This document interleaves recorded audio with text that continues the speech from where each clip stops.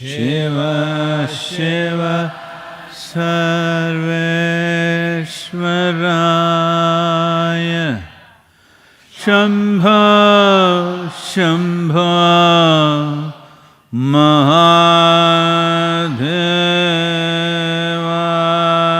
Mahadevaya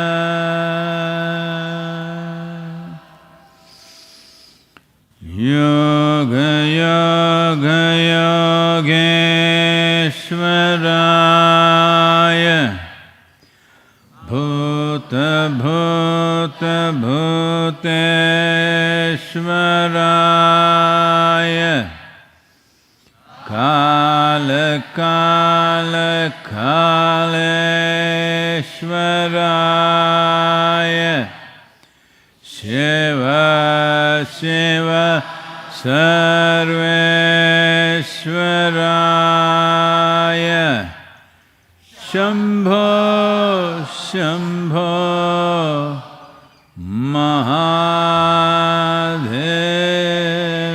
Mahadevaya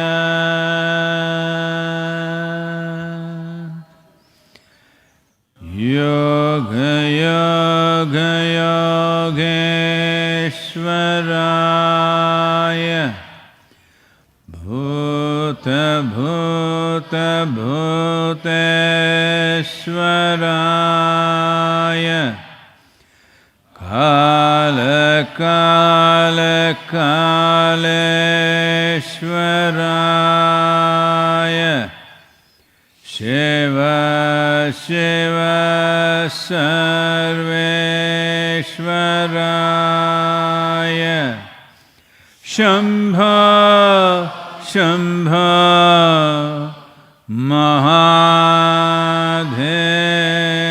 Mahadevaya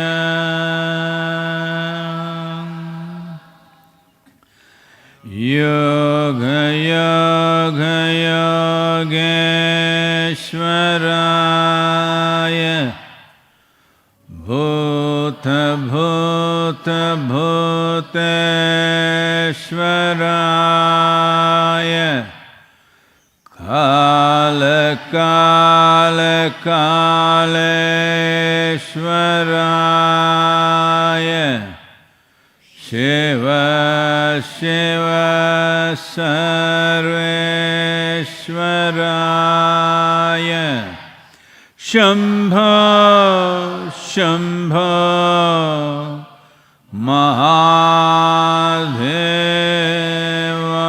Mahadevaya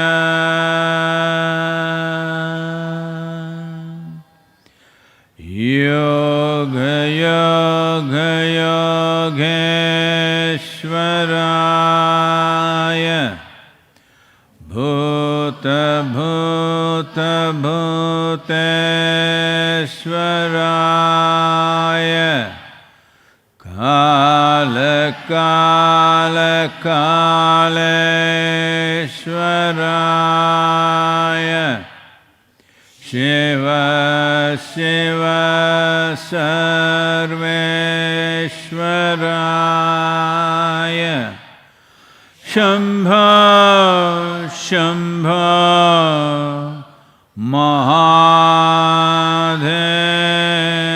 Mahadevaya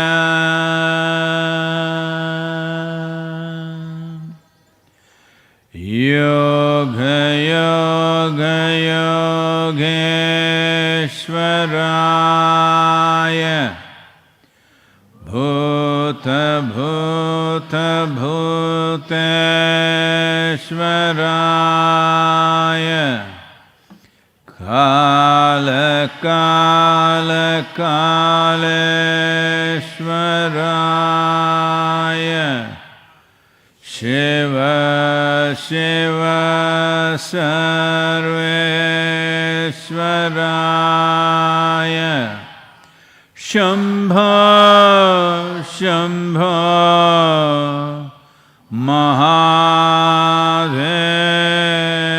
Mahadevaya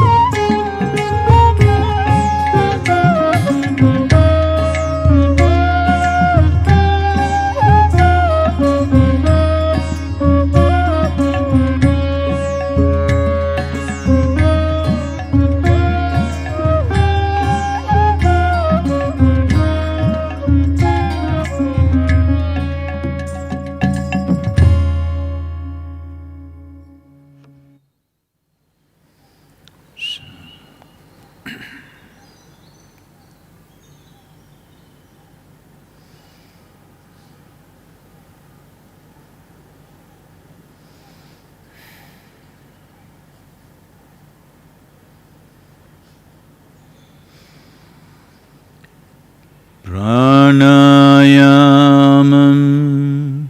pratyaharam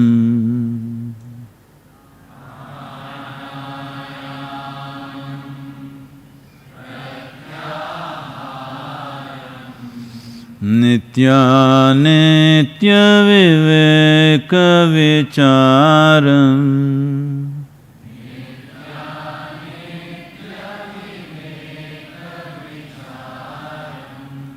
japya sameta samadhi vidhanam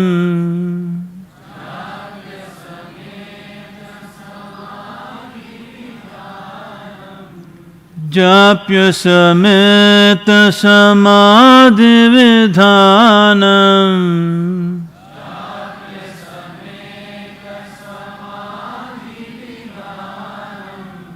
kurvavadhanam mahadavadhanam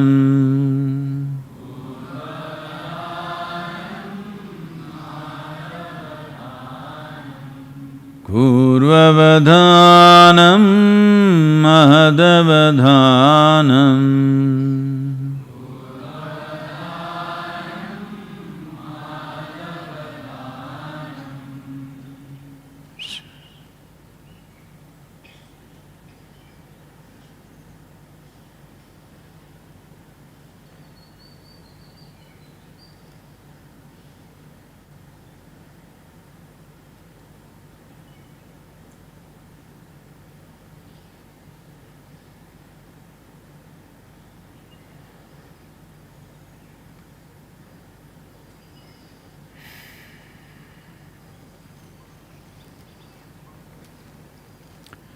Namaskaram, everyone.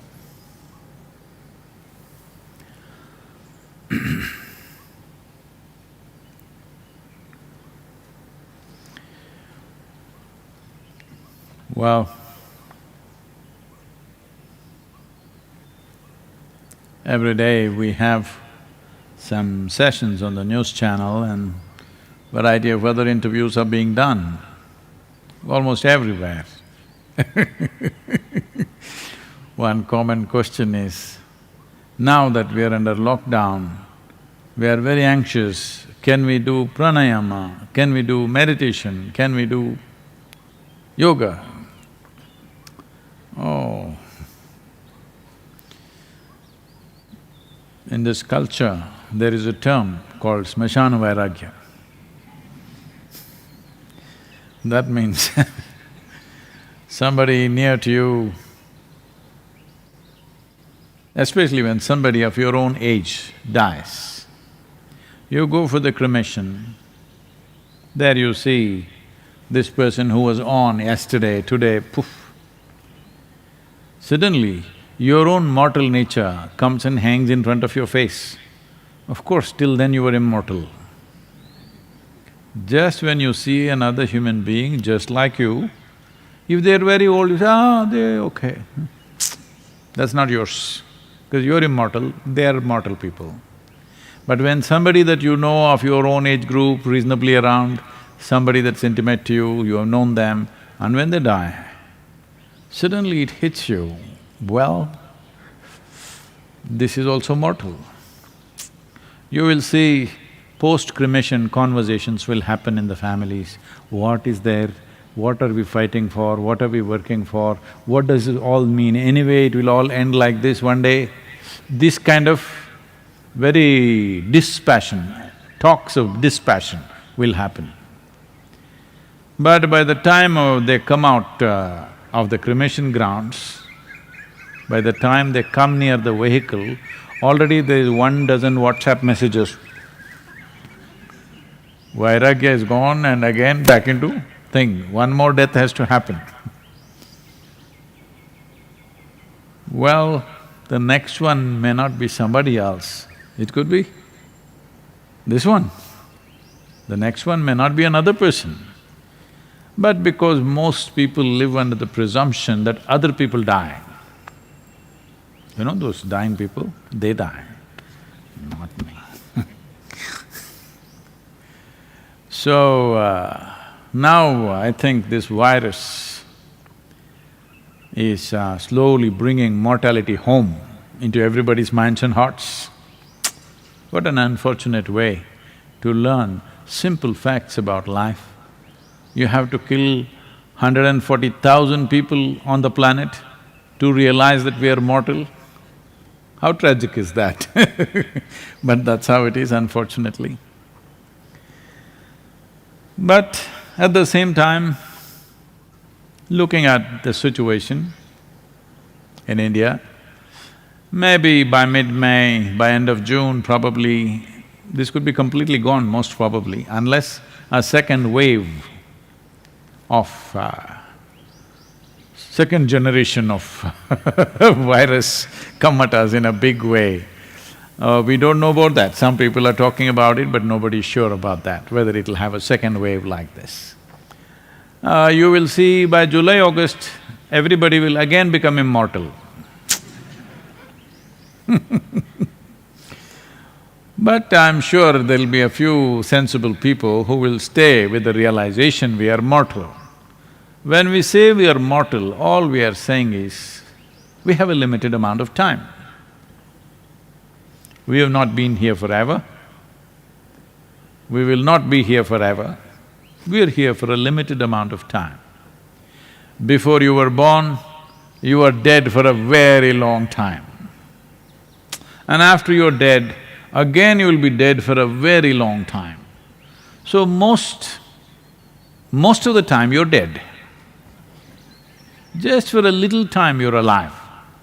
In this little time, how much mess? If you just look at it, then you will put your life into order. What is the top priority? Naturally, you will put your time and energies into that. But right now, because we are immortal, we have time for all kinds of things.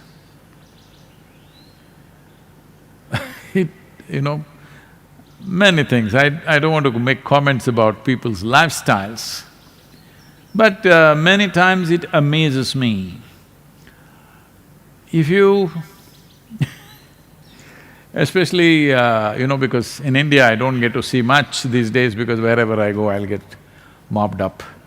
So, for something once in a way, in United States, if you go out into your big mall, how many damn things are being sold? I can't believe it. How to trim your hair in the nose, there are 25 different kinds of instruments. I just looked at this, what? No, different ways. Innovations and innovations and innovations. I'm saying like this, how to trim your nails, it's a big thing. All kinds of shops, just nails and hair. Hair products, nail products, the amount of money involved in this is much bigger than what we have invested in our brains. Yes, and it's showing, the results are showing. So, this is not to give a commentary on somebody else's life.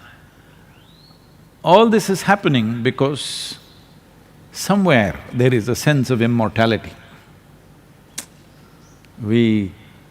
It's not individual people, if they want to do something, they can do something, but entire humanity, businesses, commerce, everything is investing like this, simply because they've become so important.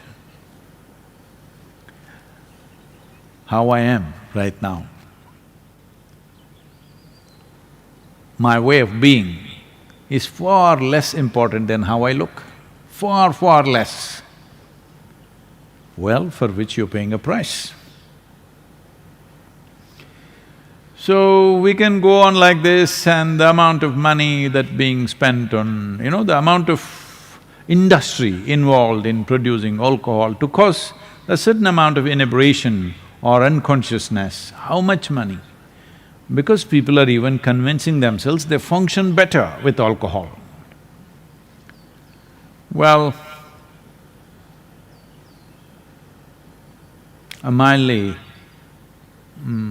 because these days, in some of the universities that I visited in United States, I don't want to name them, very rich universities,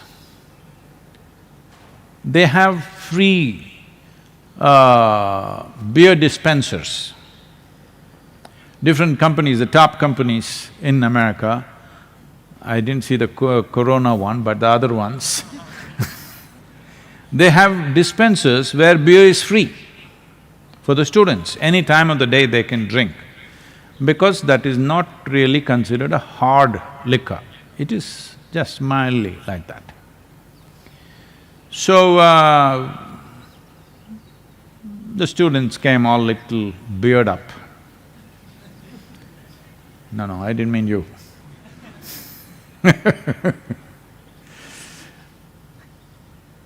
And then the professor made a comment about it.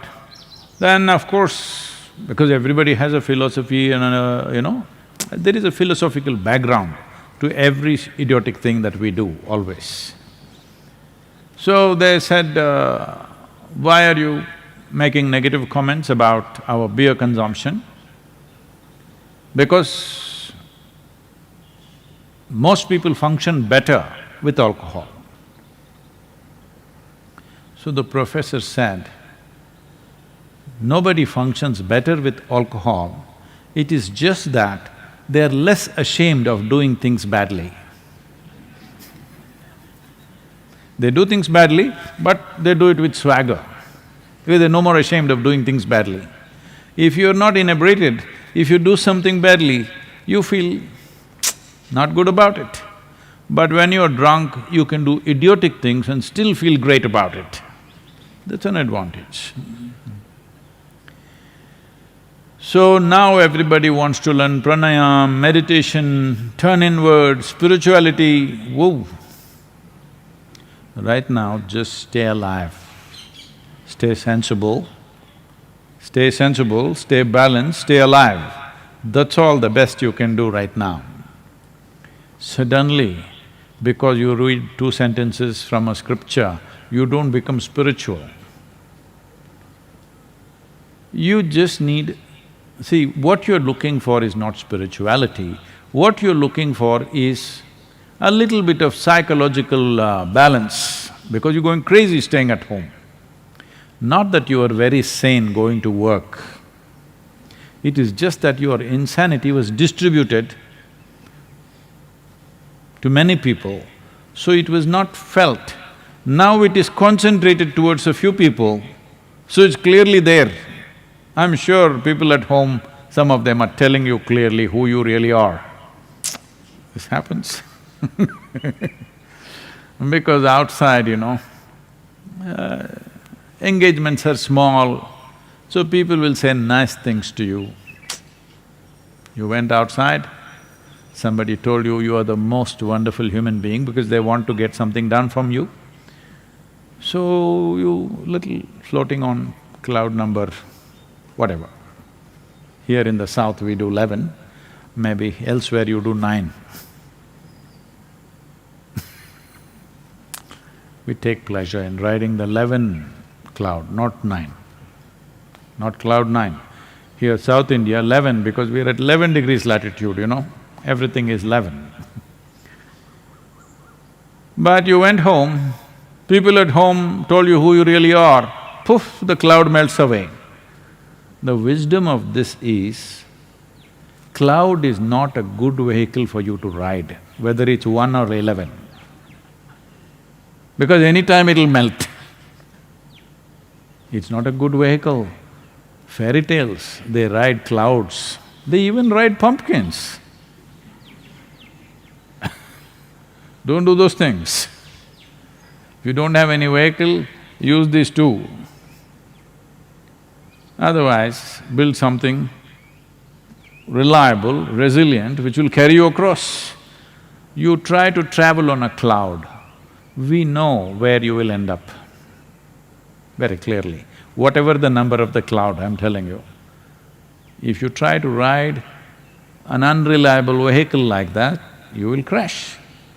Right now, this is all that's happened. You have to live this life through this vehicle, this body and this mind. Now, little heat around you, this cloud evaporates, Suddenly it puts you down. Many times it put you off. Maybe sometimes powered by some spirits. A little boy asked his father, "Father, what do we call those people who connect us with spirits?" The father said, "Bartender."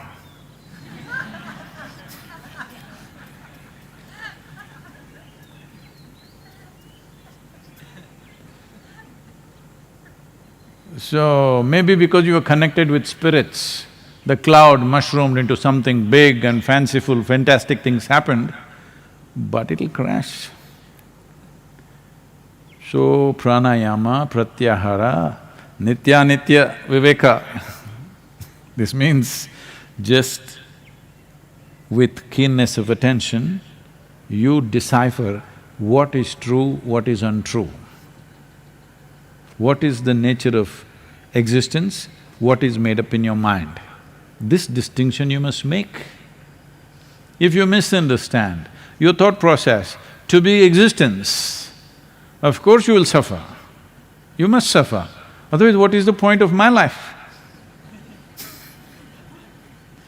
If you, with fanciful ideas, if you're floating ecstatically all your life, what is the point of lifetimes of effort to decipher what is true and what is untrue? So, this must be done. If virus has inspired you, thanks to the virus. But don't think, I think the lockdown is partially ending in another 2 days, 20th. In 2 days you want to turn spiritual. No, you can make up your mind on that, but you cannot suddenly pretend to be spiritual, because spirituality is not a philosophy, it is not an ideology, it is not an attitude that you take, it's not some belief system. Spiritual process means you clearly disentangled from all the things that you made up. Your entire investment. When I say all the things that you made up, it includes everything, your social scape, your family, your body, your mind, all these things you made up. No, I didn't make my body, you did. Either you made it well or you made it badly, but you did. If you disentangle or at least create a little space between all that you have made up, then spiritual process is a natural process, there is no other way to live. So, this sudden interest in spirituality is very wonderful, but I'm looking at it with a little bit of amusement. How long will this striving or this longing last? The moment lockdown is lifted, will it get lifted elsewhere? Or has virus definitely brought some realization in your life? That's fantastic. If it has, it should. 2 more days are there in India, if you're a farmer. Otherwise, another 15 days, okay? If you're not in essential services, another 15 days. 2 weeks is a lot of time to realize. It doesn't take 15 days or 2 weeks to realize. It just takes a moment of sense. To come to that, how long will you take? Please make up your mind, because at least I've been reminding you always.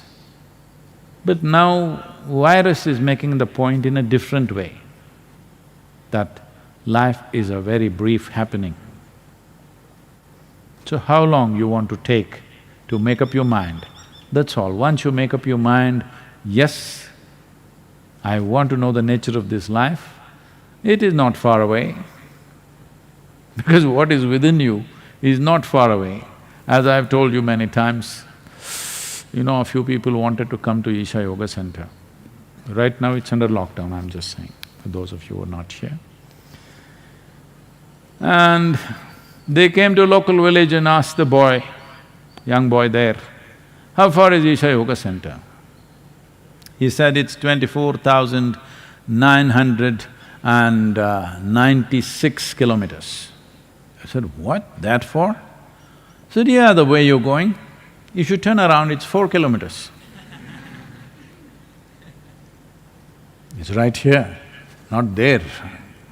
If it was there, how long, how long? When it's here, where is length of time? Just a question of willingness. This question is from Arundhati. Namaskaram Sadhguru. You were speaking against belief system yesterday, but someone who believes in a particular God may have a wonderful experience of life because of that belief. How is this any different from someone experiencing life wonderfully because of a deity created as a yantra?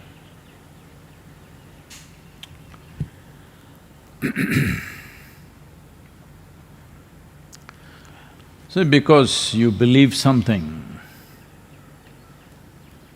when you believe something, it brings you lot of confidence. That's the reason why we believe. Well, we started with believing God. These days it's become fashionable to say, I believe in myself. I don't know what that means. How can you believe in yourself? No, I believe in myself. All you're trying to do is confidence-boosting exercise. Confidence is a dangerous damn thing. Most stupid things in the world are done because somebody is confident without any clarity about it. Most idiotic and disastrous things are done by people who have confidence without clarity.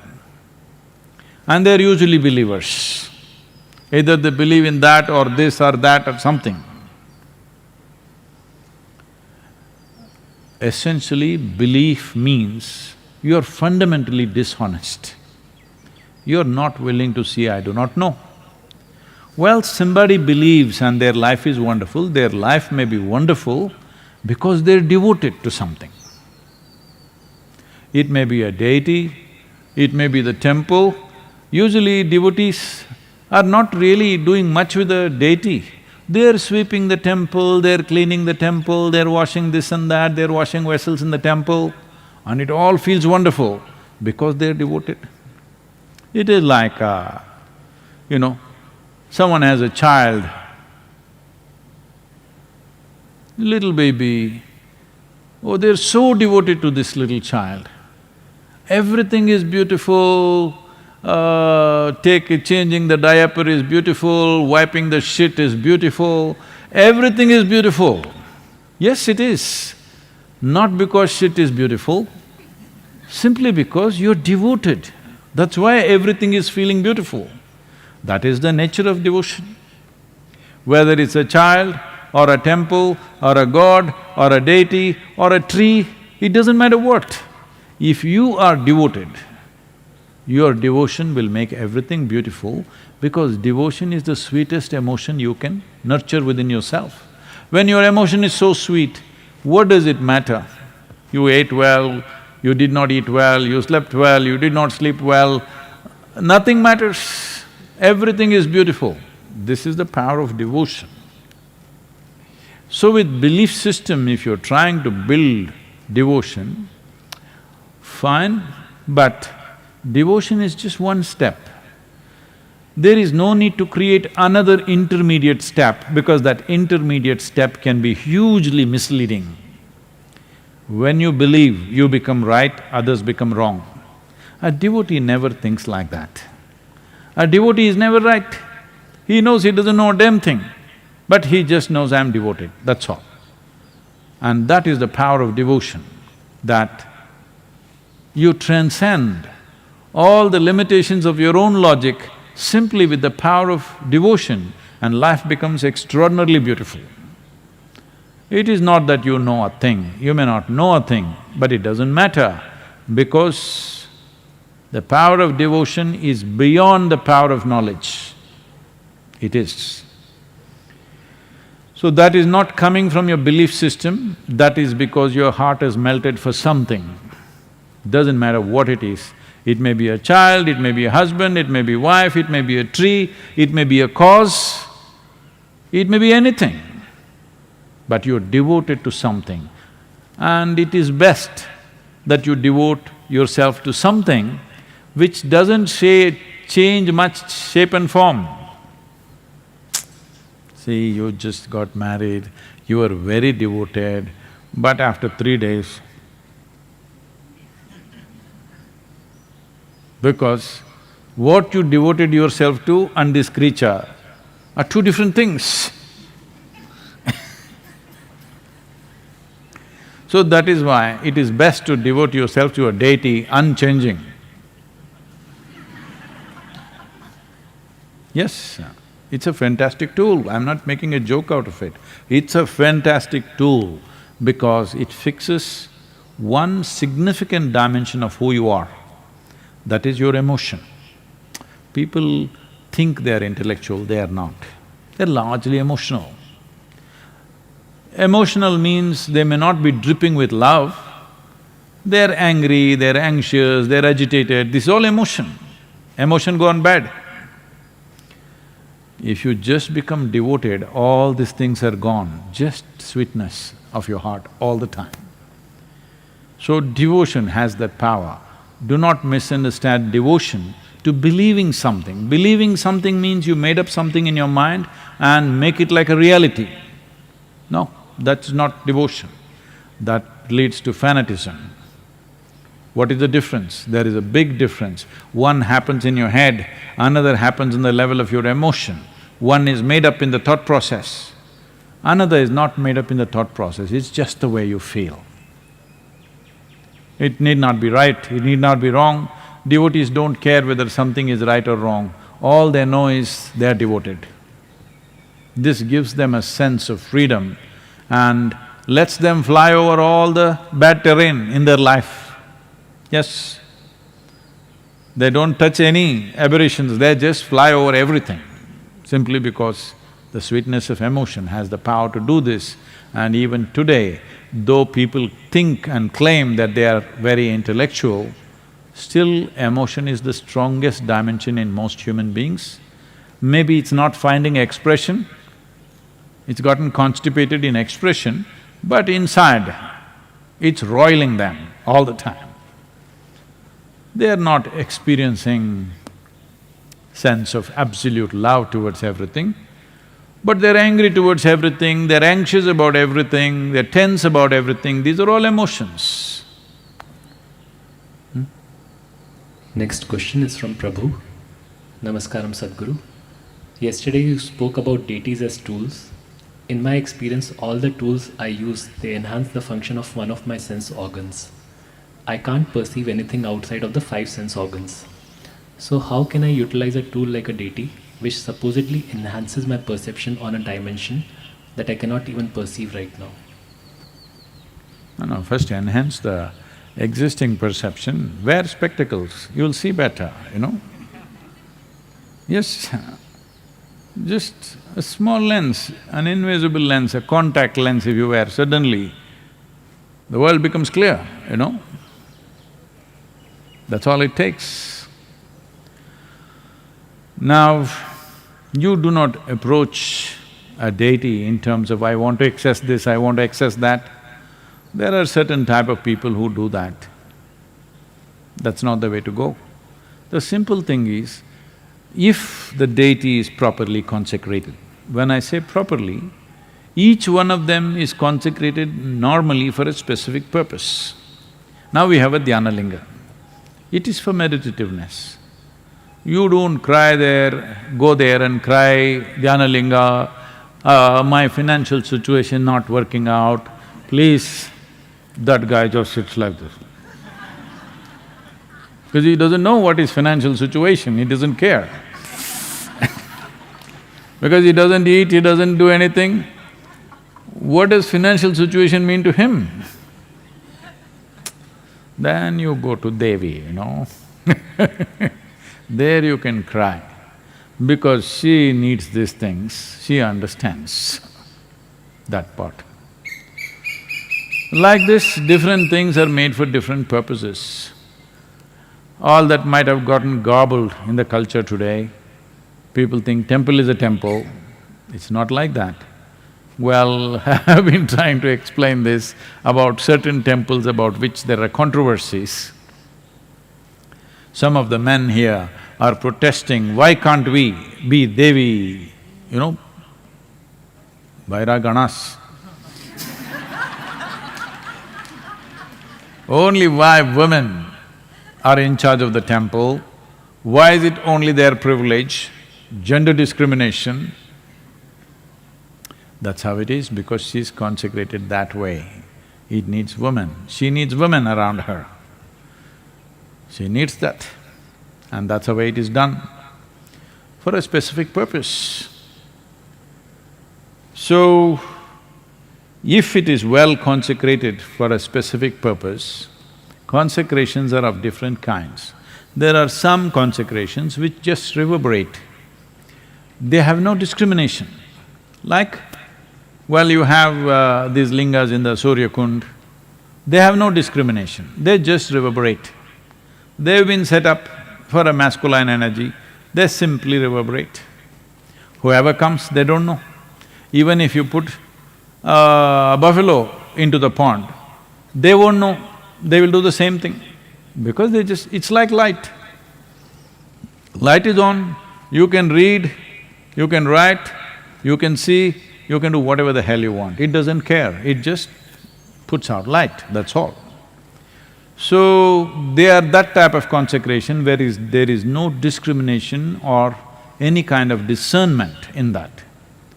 But Dhyanalinga, Devi, these are made differently where there is a discernment. It's not that if I say this, this could be taken literally. If you enter the temple, the deity knows who you are. Who you are means not your name, your father's name, we don't care. Even I have not asked what's your father's name. When I wanted to marry my wife, I didn't ask her, what is your father's name? My father was shocked that you don't know her father's name and you're marrying this girl. I said, I'm just marrying the girl. So, there are certain people who wants to know father's name, how much wealth he has, what is his financial status and social status, because they're marrying something else. So, this aspect of the deity able to recognize you has been done in many ways. This is done in a very refined, sophisticated way so that it recognizes anybody based on how their energy situations are, where the status of life is right now, what level of evolution, how it is, in that sense. But there are other deities which is very common in southern India, which is probably these days lost in north, is we have Kula Devatas or Kula Daivams. That means a particular deity created for a particular Kula. Kula means a smaller segment of a caste. So here the genetic map of this Kula is kept and the deity is consecrated to serve only that type of genetics. This is why this fight in the villages, any inter-Kula marriage or inter-caste marriage means why they're struggling is, then you won't have a god of your own. You will become outcast. Well, that's taken on a social dimension and an ugly forms, that's a different matter. But essentially it is coming from this fundamental understanding because you have created an energy form which takes care of this particular genetic information. If somebody who doesn't belong to that comes, it won't respond. So these things were done in a very scientific way for different purposes. There are many fantastic processes even today, but mostly lost. So it is better to create universal things which are not based on genetics, but based on the evolution of one's energy. That is what we are doing. That is why these new temples, which will not recognize you by genetics, it will not recognize you by your parentage, but will recognize you for what you are right now. So, both these things were done right from ancient times. But most of the temples were done for genetic material because that is what people would fund. They want a specific temple in their town for their clan, so that their well-being, they created those things. A few were created for everybody's well-being, so they were always named differently to make you understand a little bit. Here, let us say there is one Mariamman temple, it will have a prefix name of a particular kula and then that. But let's say some other temple like let's say Kashi Vishwanath, it's Vishwanath. That means he is for the entire world. He is not recognizing you by your genetics. He is recognizing you by who you are right now in terms of your energy, in terms of your evolution, where you are right now.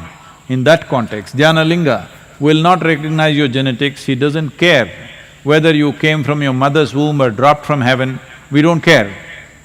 Because we don't think coming out of your mother's womb and dropping from heaven, one is superior to the other. It doesn't matter how you came, how are you right now, that's all that matters.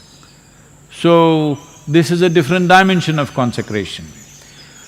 So when we talk about deities and about you enhancing your perception, you don't go there to enhance your perception. There is a process, what to do. You just do that process, you may get enhanced. Oh, so it is iffy, is it? It is not iffy, it depends on where you are, accordingly it'll enhance you. If you get enhanced for what you are not ready, you will go crazy, believe me, you lose your mind. If you saw the things that I saw when I was very young, I'm telling you, you would have lost your mind, many of you. Because I saw all kinds of things and sat there like this, and even people around me thought I have some psychiatric issue because I sat seeing all kinds of impossible things. So if you develop a perception to see something which your mental framework and your energy framework is not ready for, you will be shattered. So you never go seeking a particular level of perception, you just go do the process. The deity is been created in such a way, it is of a higher intelligence than you. You allow it to work with you. You just do your sadhana as it is prescribed. This is the excess, this is the code. Just make use of it, and how much excess you find, let's see. Depends on who you are.